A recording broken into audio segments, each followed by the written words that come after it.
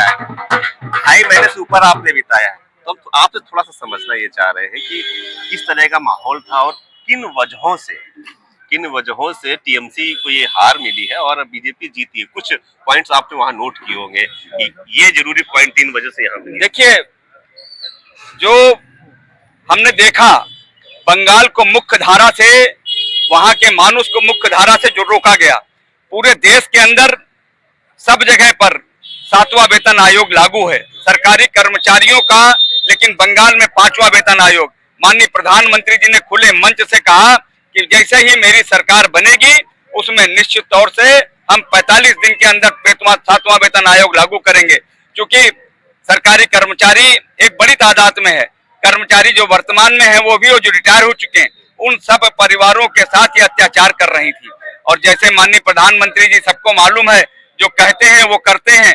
तो सरकारी कर्मचारी जो कल तक टीएमसी के साथ था और उसको लगा कि टीएमसी बराबर धोखा दे रही है, और बाद में प्रधानमंत्री जी के ऊपर विश्वास किया, और हमें मालूम है उन परिवारों में भी आज रोशनी होगी, क्योंकि उनको मालूम है कि अब मेरी तनख्वाह 45 दिन के बाद 1.5 गुनी होने वाली है। और दूसरा, मेरे जीत का जो आधार था, वो जिस तरीके से ममता ने बांग्लादेश के घुसपैठियों को जो संरक्षण दिया, और जिस तरीके से वहां कटमनी भ्रष्टाचार जगह जगह पर थी, पीने के पानी की असुविधा थी, स्वास्थ्य सेवाएं नहीं थी।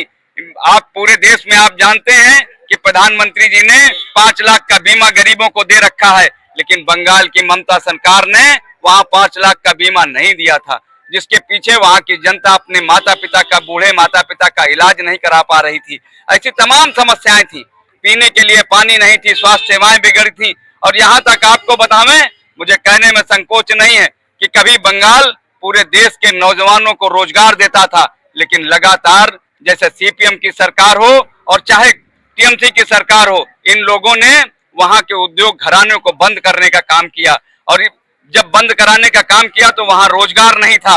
ये सबसे बड़ी चुनौती थी आज हमारे लिए।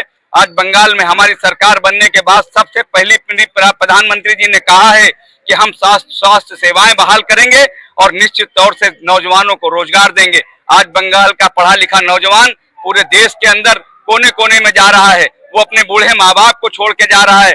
उनको मोदी जी के ऊपर विश्वास है कि मोदी जी जो कहेंगे वो करेंगे, और हमको विश्वास है कि जिस तरीके से बंगाल आज से 50 साल पहले था, बंगाल अन्नदाता के रूप में था, व्यापार देने वाले के रूप में था, उसी तरीके से बंगाल पुनः आने वाला है। वहां पर सरकारी स्कूलों को बंद कर दिया गया, वहां एजुकेशन का स्तर बहुत खराब हो गया।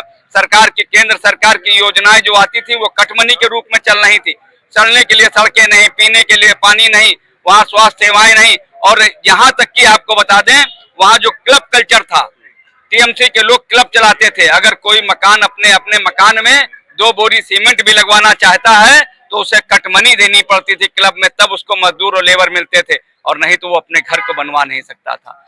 जिस तरीके से वहां पर आम जनता को दिक्कतें हो रही थी, आज उसी जनता ने जिस तरीके से, और दूसरी एक सबसे बड़ी समस्या हमारे लिए चुनौती थी कि ममता बनर्जी ने जो बांग्लादेश से हिंदू आया शरणार्थी के रूप में, उसको नागरिकता नहीं दी। और इस तरीके से जब एसआईआर हुआ तो एसआईआर का सबसे बड़ा नुकसान भारतीय जनता पार्टी को हुआ। मैं जिस विधानसभा में लगाया गया था, उस विधानसभा में 18,970 वोट जो बांग्लादेश का जो शरणार्थी था और लंबे समय से रह रहा था, वो भी नहीं कि अभी आया हो, लेकिन उसका वोट नहीं था। लेकिन हम सब लोगों ने उनसे आग्रह किया कि अब ये समय नहीं है, हम आपको नागरिकता, जैसे ही मेरी सरकार बनेगी, मेरी प्राथमिकता पर हम आपको नागरिकता देंगे। क्योंकि माननीय अमित शाह जी ने कहा है, अमित शाह जी गृह मंत्री हैं, उन्होंने कहा था कि जब दोनों देशों का समझौता हुआ था तो उसमें यह था कि एक देश दूसरे देश के अल्पसंख्यक को नागरिकता देगा। तो भारत का जो हिंदू है, जो बांग्लादेश में रहता है, वो बांग्लादेश का अल्पसंख्यक हुआ तो उसको हम नागरिकता देंगे। लेकिन ममता ने जानबूझ के, क्योंकि मुस्लिम तुष्टीकरण के कारण, उन लोगों को नागरिकता नहीं दिया। आज उनका जनजीवन इतना कठिन जनजीवन के साथ जी रहे थे, और मतदान इसीलिए जब बढ़ा तो हम लोगों ने समझ लिया कि भगवान श्री राम का जय श्री राम हो चुका है, और निश्चित तौर से भारत माता की जय के नाम पर मतदान पड़ा है। और मैं केंद्रीय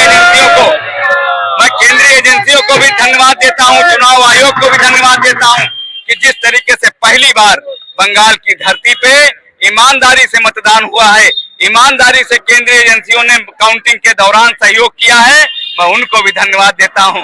अगर ये सब लोग ईमानदारी नहीं करते तो टीएमसी के गुंडों के सामने निश्चित तौर से हम लोग असहाय थे। और प्रधानमंत्री का वो स्टिकर भी हमें याद आता है, उस पे बंगाली में लिखा था, प्रधानमंत्री हैं तो भरोसा है। बंगाल की जनता ने देश के प्रधानमंत्री पर भरोसा करके एक बार प्रधानमंत्री के हाथों को मजबूत करने का काम किया है। और बंगाल निश्चित तौर से देश की मुख्य धारा से जुड़ेगा, वहाँ के नौजवानों को रोजगार मिलेगा, वहाँ के आम बहन बेटियों को सम्मान मिलेगा और मुख्य धारा से जुड़ेगा। बहुत बहुत धन्यवाद।